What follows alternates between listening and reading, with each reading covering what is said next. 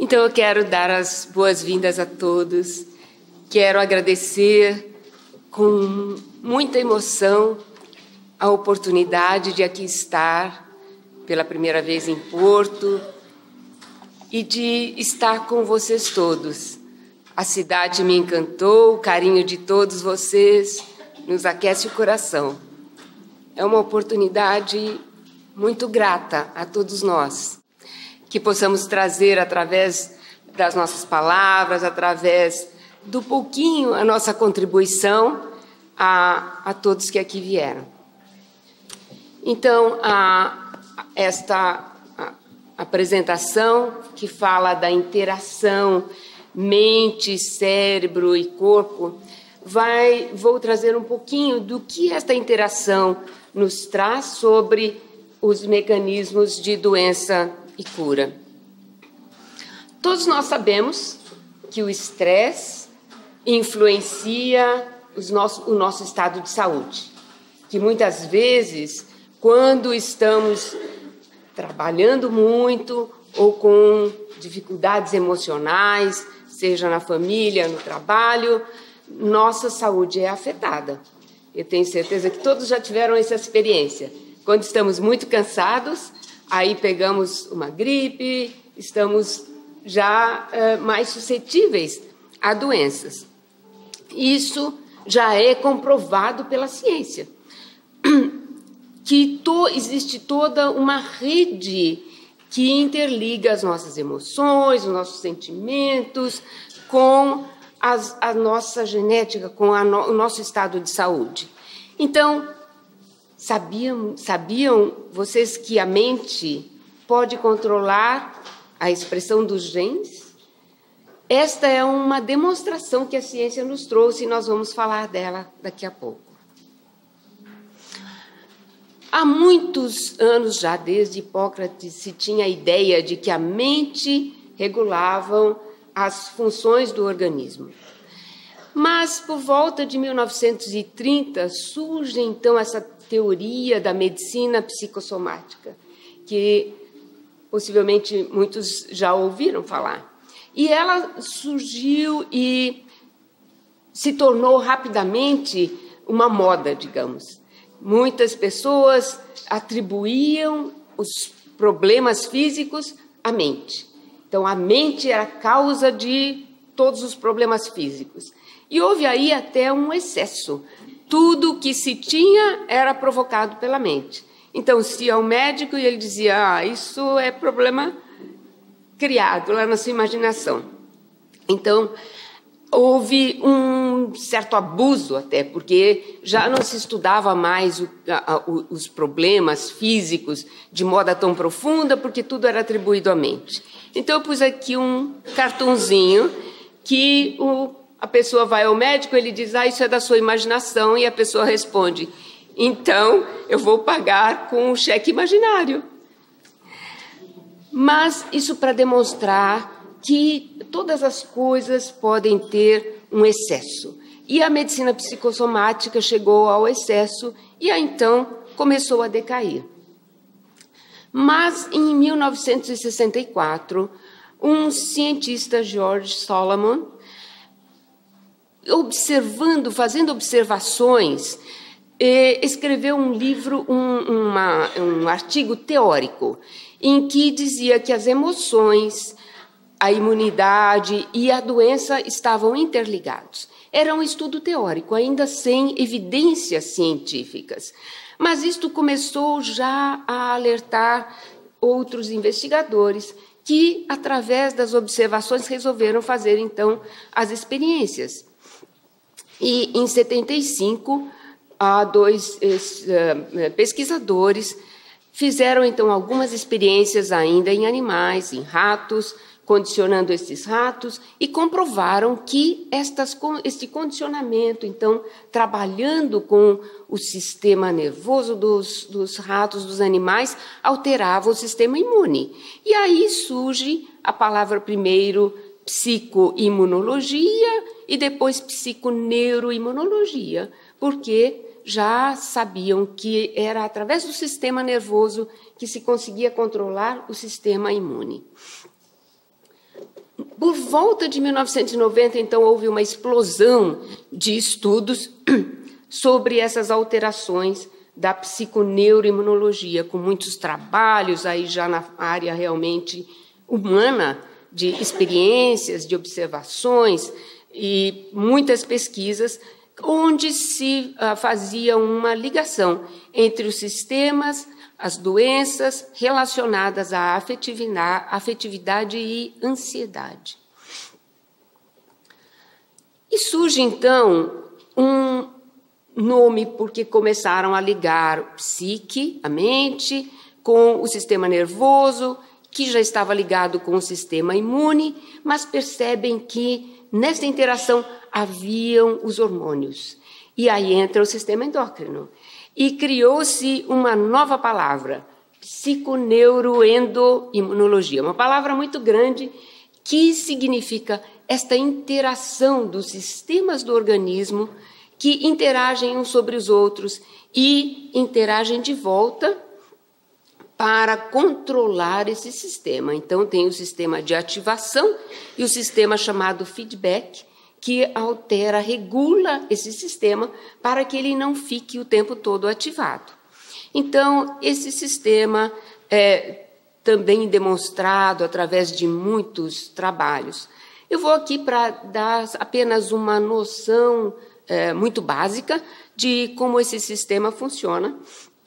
Aí, o sistema nervoso, relacionado diretamente com o sistema endócrino, porque existem duas glândulas dentro do cérebro, uma pineal, que secreta o hormônio melatonina, da qual nós não vamos falar hoje, e a glândula hipófise ou pituitária, que está diretamente ligada, em contato, em conexão com o hipotálamo no cérebro. Esta glândula pituitária produz vários hormônios, estão ali hormônio de crescimento, prolactina, tireotróficos, hormônios das gônadas, que se relacionam com as glândulas-alvo no organismo. Então, eles são secretados, ativam as glândulas-alvo, que depois fazem feedback e controlam esse sistema. Desse sistema, o que nós vamos falar hoje é o sistema ligado entre a hipófise com o hormônio ACTH e a glândula adrenal, que, por sua vez, vai secretar o cortisol. O cortisol é também conhecido como um hormônio de resposta ao estresse. E ativa, como nós vamos ver, o sistema imune. O que é o sistema imune? Não é representado por um órgão apenas, mas por células que estão em várias partes do organismo. No timo, na medula óssea, no baço, linfonodos. E aí, estas partes do organismo produzem várias células que são chamadas células de defesa do nosso organismo. São as guardiãs que nos protegem contra os invasores. E, então, quando nós estamos em estresse e produzimos muito cortisol, ele ativa o sistema imune. Estas células produzem anticorpos e outros elementos para nos proteger das bactérias, vírus, parasitas, e desta forma nós somos protegidos contra a doença. Desta forma, nós equilibramos os agentes danificadores. Mas também esse sistema nos protege contra as células do câncer. E aqui representado, nesta figurinha embaixo, aquela célula branquinha é representativa de uma célula do câncer. As verdinhas são representativas das células imunes. Ao lado, apenas um glóbulo vermelho para dar a impressão de tamanho, mas para nos mostrar. Praticamente, a todo momento, estamos produzindo células cancerosas. Mas o que nos protege contra o câncer é o nosso sistema imune. Então, para que nós sejamos realmente protegidos, é necessário que todo esse sistema esteja em equilíbrio. Quando há um desequilíbrio, o sistema imune se torna insuficiente para a defesa, e aí começamos a ter as doenças. Aí se proliferam as células do câncer, aí se proliferam as bactérias, vírus e etc. Então, vejam a importância desse sistema. Então, nós temos representado nessa figura, neste esquema, esta tríade do sistema nervoso, com o sistema imune, com o sistema endócrino, ativando um ao outro e dando uma certa resposta, que pode ser uma resposta adaptativa, ou seja, equilibrada. Nós ativamos o sistema, ele dá conta dos problemas e nós temos uma resposta adaptativa, nos trazendo novamente ao estado saudável. No entanto, nós podemos ter uma resposta desregulada e, neste caso, produzimos a doença. O que seria essa resposta desregulada? É quando nós exaurimos o nosso sistema, o sistema imune especialmente, o sistema endócrino. Eles estão trabalhando sem parar e aí a ativação constante exaure o sistema e se torna deficiente. Então, quando nós estamos em estresse, o estresse normal do dia a dia, o trânsito, correr um pouco porque estamos atrasados, logo nos reequilibramos. Mas, se nós permitirmos que este estresse se torne constante, se torne crônico, nós vamos exaurir o sistema e vamos nos tornar suscetíveis a doenças. Mas, nesse sistema, onde é que estão se iniciando os estímulos para que o sistema seja ativado? Normalmente, ele é ativado de uma forma quando os invasores entram, quando nós temos algum problema, mas quando nós estamos, se vocês observarem, acima desse sistema, nós temos lá emoção e estresse. Então, esse sistema está sendo regulado prioritariamente pela nossa mente. Mas aonde está a nossa mente? Esta pergunta foi levantada por um cientista indiano, que é um neurocirurgião, Dr. Pandya, tem aqui a referência, e neste artigo ele faz uma reflexão, depois de muitos anos como cirurgião, operando cérebros, depois de muitos anos, ele já na sua maturidade se questiona. Será que todos estes anos operando o cérebro, eu alguma vez cortei, atravessei a mente? Onde está a mente? E ele se pergunta, como encontrar a mente em um órgão, que é o cérebro, que pesa cerca de 1.300 gramas e contém cerca de 100 bilhões de neurônios. Como é que eu vou encontrar a mente? Nesta reflexão, ele faz um estudo e vai encontrar que Hipócrates, lá nos anos 460, 370 a.C., já tinha uma ideia de que a mente estava localizada dentro do cérebro. Cerca de 1000 anos mais tarde, Da Vinci também se preocupa em saber onde é que está a mente. Faz até um desenho, próprio de Da Vinci. E ele diz que já mais precisamente a mente estava acima do quiasma óptico dentro do cérebro, no terceiro ventrículo. Descartes, 100 anos depois, já precisa o local da mente na pineal. E diz mais, a mente e a alma são inseparáveis. A mente e a alma são inseparáveis. Todos eles procuram localizar a mente em um órgão sólido dentro do cérebro. Mas nós aprendemos em Evolução em Dois Mundos, com André Luiz, que a mente está no nosso espírito e que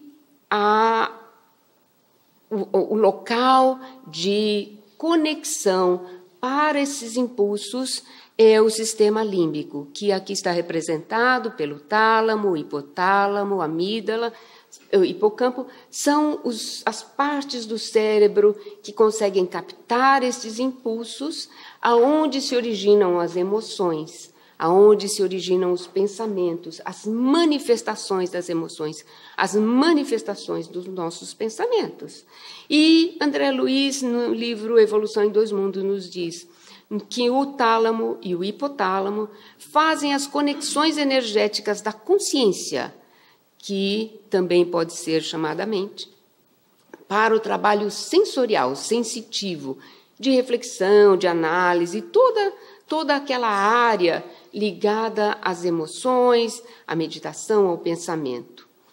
Mas que é o córtex, a conexão da consciência para o trabalho mais grosseiro que conhecemos, o tato, a audição, visão, grosseiro no sentido físico. Então, nós temos aí as orientações de como é que a mente, através do cérebro, se manifesta. Então, as emoções, os sentimentos são processos mentais que se manifestam por alterações somáticas. Por isso, a medicina psicossomática tinha lá o seu fundamento. Como a mente se comunica com o corpo? A doutora Candice Pert publicou um livro chamado Moléculas da Emoção e escreveu um artigo em 1985. Esta pesquisadora lá do Instituto Nacional de Pesquisa dos Estados Unidos, nesta época fazia lá suas pesquisas com os neuropeptídeos e foi quem descobriu os receptores de opioides em 1973 e trabalhou muito nesta área.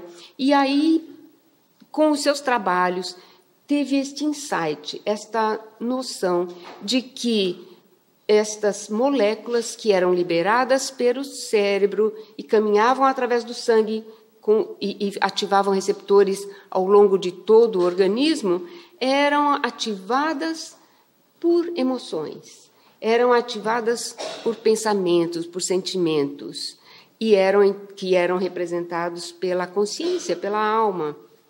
Então, ela propõe que estas moléculas, esses receptores, estas moléculas, esses neuropeptídeos liberados pelo cérebro eram, então, os veículos das emoções no corpo, e chama isso de moléculas da emoção.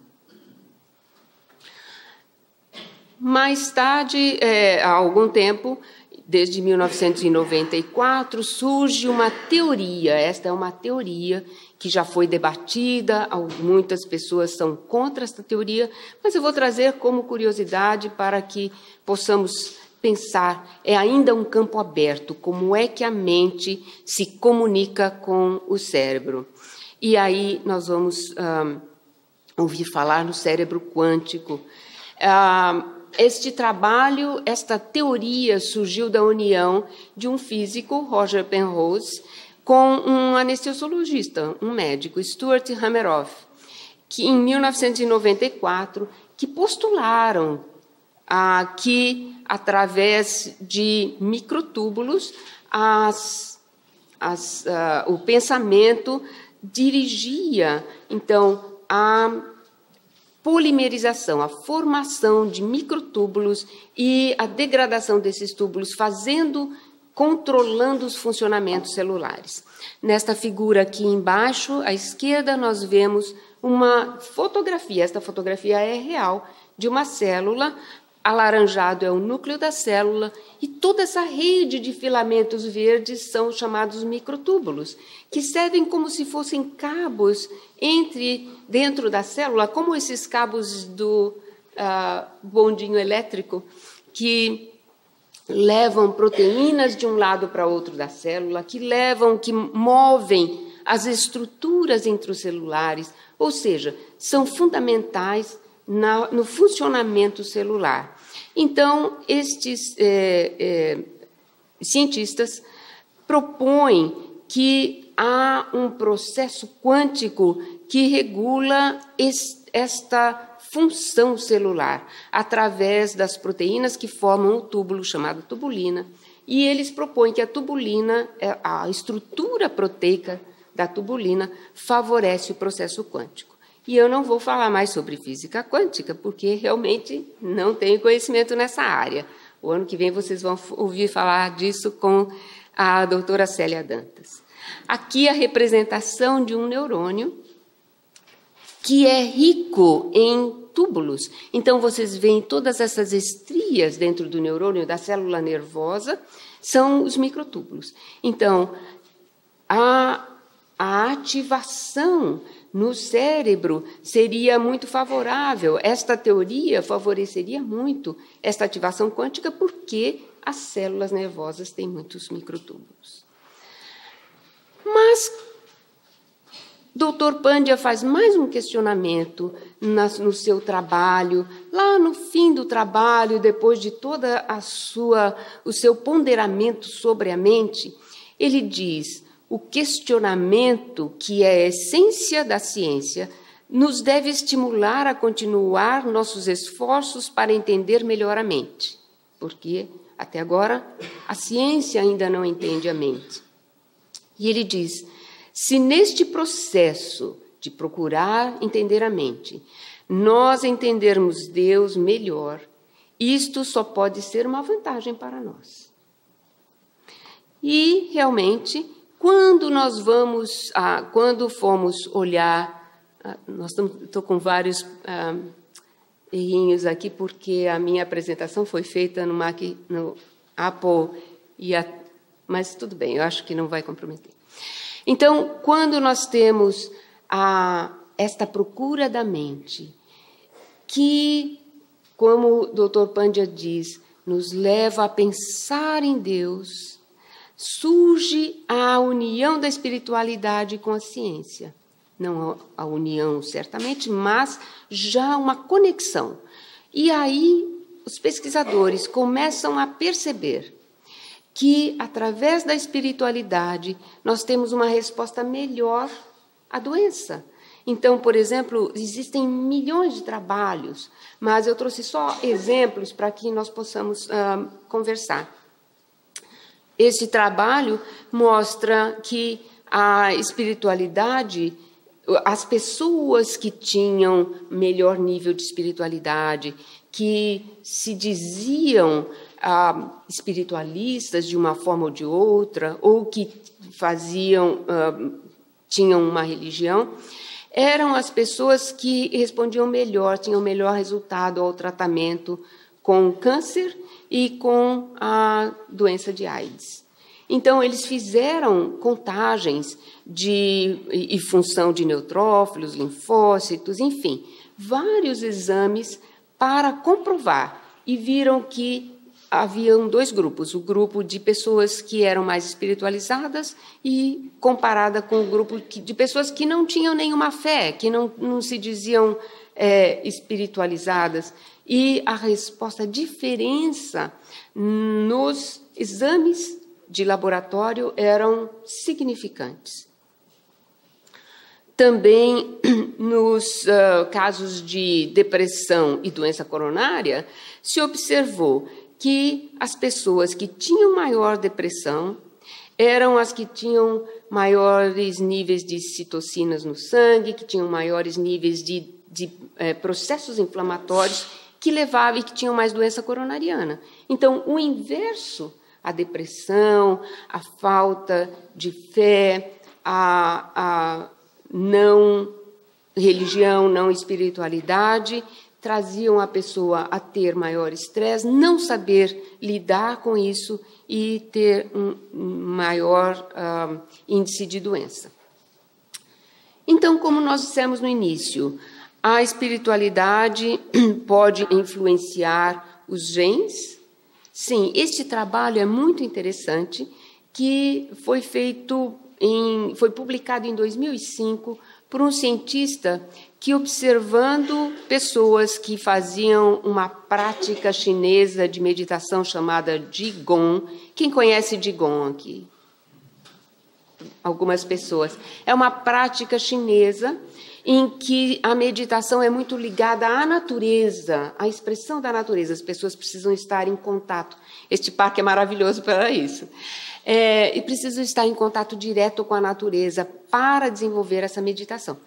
E ele percebeu que essas pessoas tinham um nível de saúde melhor e fez essa pesquisa com 6 pessoas chineses praticantes de Qigong e 6 pessoas que nem conheciam, também chineses. E ele fez uma avaliação do sistema de todos os genes destes grupos, por uma prática chamada microarray, que talvez nem todos conheçam, mas é uma prática caríssima. É um dos testes que se fazem em laboratório de pesquisa mais caros que existe. Custa milhões de dólares para se fazer uma quantidade grande de pacientes, porque se avaliam todos os genes existentes no nosso organismo. Então, quando eles avaliaram os genes dos que eram praticantes comparado com os que não eram praticantes, eles observaram que nos praticantes de Qigong havia uma melhora de todos os genes relacionados à imunidade, a uma melhor imunidade, e tinham uma melhor resposta à inflamação. Mais tarde, um outro grupo, em 2008, resolve que lê esse trabalho de 2005. O autor é muito honesto e diz: no começo eu não acreditei nesse trabalho, eu não achava que a resposta era realmente fidedigna, e resolvi também fazer o meu trabalho. E aí ele faz com outras variedades, outras modalidades de meditação, e já aumenta o número de pessoas, 19 praticantes contra 20 controles. E nesta comparação, ele faz um estudo muito bem organizado, a metodologia muito bem organizada, 8 semanas com determinado período, todo controle, com os controles fazendo uma outra prática completamente diferente. Então, tinha os que meditavam e os que não meditavam, mas todos dentro da mesma metodologia. E ele usa a mesma metodologia científica de microarray para fazer o estudo dos genes. E observa exatamente a mesma coisa. Com mais detalhes, ele mostra que havia um aumento dos genes que são responsáveis pela resposta anti-inflamatória e uma redução dos genes que eram responsáveis pela resposta pró-inflamatória. Ou seja, tudo muito benéfico. E ele viu, então, que as pessoas que praticavam tinham essa resposta imune muito favorável em relação aos que não praticavam. Fez o inverso, pegou os que já faziam meditação, pôs a ensinar os que nunca haviam feito nenhuma prática de meditação e observou por 8 semanas. A mesma coisa aconteceu. Então, ele conclui no trabalho, apenas 8 semanas de meditação foi capaz de mudar a resposta dos genes das pessoas. Então, esta foi eu considero uma evidência científica muito importante para nós, porque não só demonstra que as funções do corpo obedecem ao nosso estado mental, como também os genes. E isto é muito profundo, porque a resposta pode ser perpetuada. Então, o que é a mente? Voltamos a perguntar. E aí, nós aprendemos no Espiritismo que a mente, ou consciência, é aonde se origina o pensamento, a percepção, é onde está a nossa memória, que passa de encarnação para encarnação, os desejos, imaginações, todos os processos cognitivos inconscientes. Mas o que ainda a ciência só chama de mente ou consciência, nós chamamos de alma ou espírito.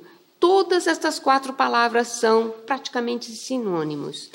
E muitas pessoas têm medo, cientistas, medo de chamar consciência de alma ou de espírito, porque acreditam que estariam se ligando à religião. Mas nós aprendemos, através do Espiritismo, com Allan Kardec, com André Luiz que a alma é onde se originam o pensamento, as emoções, os sentimentos, que através das suas ligações com o perispírito se manifestam no nosso corpo físico. Nos diz André Luiz, sob o comando dos centros de força do espírito, processa-se a interação entre o espírito, e o corpo físico. Nos diz ainda que o centro coronário expressa as forças do espírito encarnado, as espirituais e as cósmicas que recebe. Passa-as todas aos outros centros e plexos orgânicos e destes aos nervos, transitando assim por todo o organismo. Então, sintetizado aqui está a interação mente, perispírito e corpo. Notem aqui que nos diz André Luiz, isso está em Evolução em Dois Mundos. O centro coronário expressa as forças do espírito encarnado, as forças espirituais e as cósmicas que recebemos. Então, é importante que nós aprendamos com tudo isto a controlar a nossa própria mente, para que nós possamos controlar o nosso estado de saúde. Então, o que é que nós propomos? A modificação do pensamento e do comportamento. Isto é fundamental. Se nós temos um pensamento muito negativista durante todo o tempo, nós precisamos mudar e transformá-lo em um pensamento mais positivo, em um pensamento mais otimista. Também a prática da religiosidade e da espiritualidade, fundamentalmente, termos fé. Os trabalhos científicos mostram, quando fizeram um estudo de comparação entre religiosidade e espiritualidade, que estas coisas são diferentes. Perguntam às pessoas sobre religiosidade e espiritualidade e as respostas são diferentes. Religiosidade significa as pessoas que têm uma religião formal, que vão à igreja, ao templo, que têm uma denominação religiosa. Espiritualidade, não necessariamente a pessoa vai ter uma denominação religiosa. Ela pode não pertencer a nenhuma religião formada, mas ela pode ter aquela noção e a fé em um ser superior, em um ser fora do nosso plano físico. Este é o sentido que se dá à espiritualidade. E quando os cientistas analisaram apenas a prática de ir ao templo ou ir à igreja, com a espiritualidade, aqueles que, apesar de não terem uma religião formal, tinham a noção e a fé em um ser superior, notaram que a espiritualidade tem muito mais ação no corpo físico, na saúde, do que apenas a prática religiosa. Temos também muitos trabalhos publicados sobre oração e meditação para promover controle da nossa mente, controle das nossas emoções em favor de uma cura.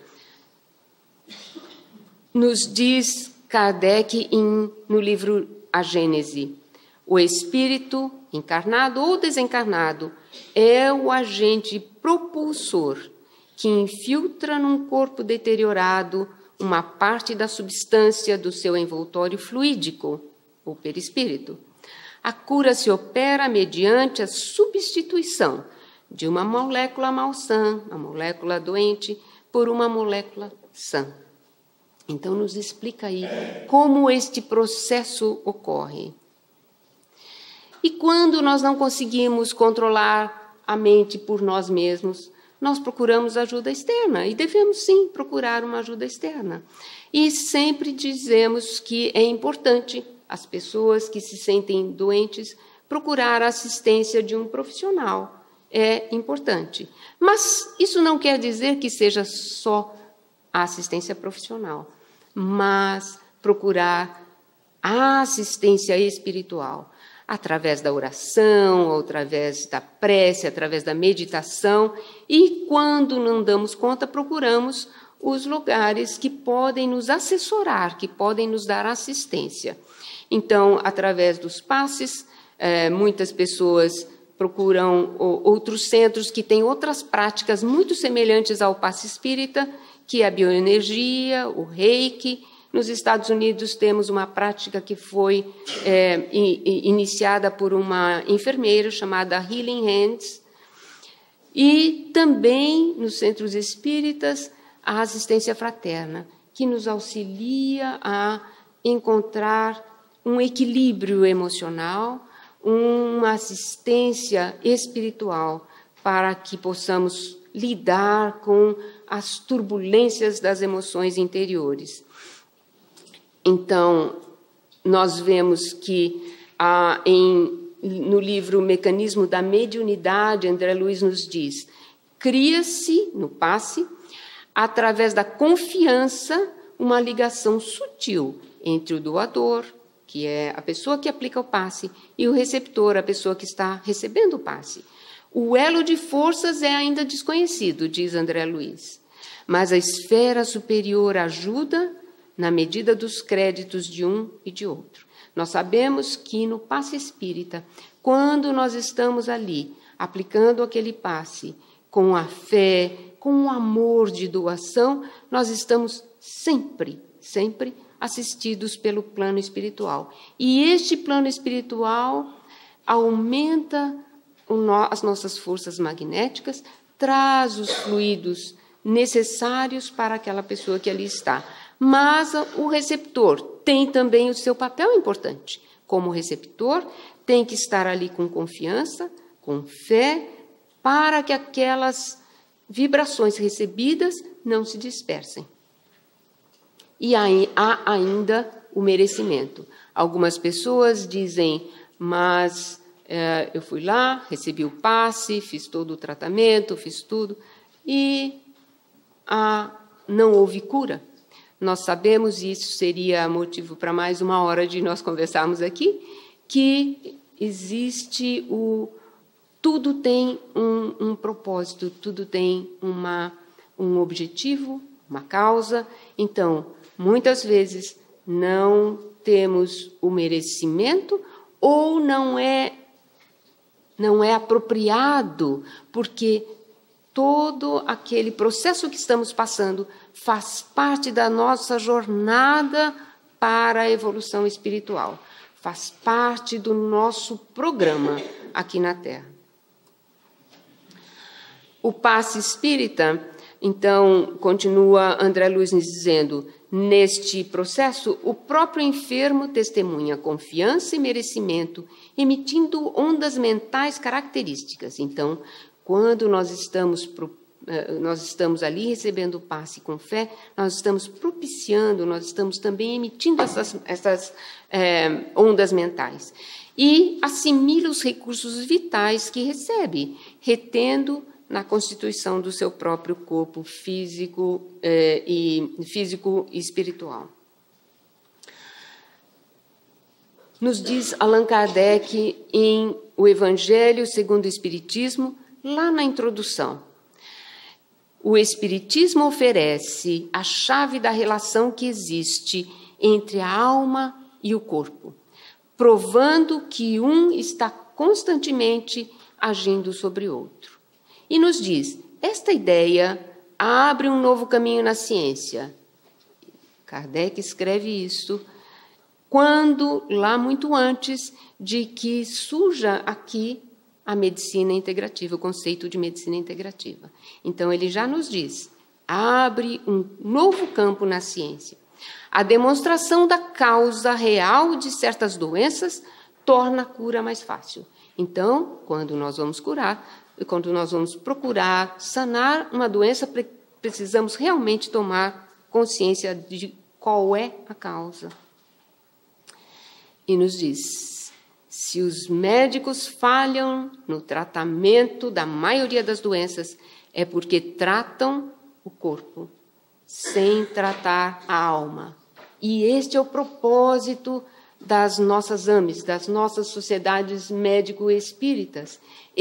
Esta é a mensagem que nós deixamos para os nossos colegas, que é preciso, além de tratar o corpo, tratarmos a alma, de onde se originam os processos patológicos. E é importante que nós tenhamos em mente que nós não somos seres humanos passando por uma experiência espiritual. Nós somos o contrário, nós somos espíritos, nós somos seres espirituais vivendo uma experiência humana. Esta frase, muitas pessoas conhecem, é de um padre, Pierre Teilhard de Chardin, francês, que viveu lá no fim de 1955, era jesuíta francês e foi praticamente expulso da igreja por causa dos seus pensamentos. Ele já tinha um fundamento científico, era geologista, paleontologista, e já tinha noções muito mais amplas sobre a interação do plano espiritual e o corpo físico. E então ele teve que se refugiar na China, em outros lugares, porque não pôde ficar na França. E eu trouxe mais um quadrinho aqui, que a pessoa desencarna, chega lá no céu e fala com um amigo: eu teria chegado aqui mais cedo se não fosse um dedicado doutor lá no hospital. E a nossa proposta: vamos irradiar muito amor, compaixão, otimismo, confiança e muita fé quando estivermos trabalhando com os nossos pacientes. Muito obrigada.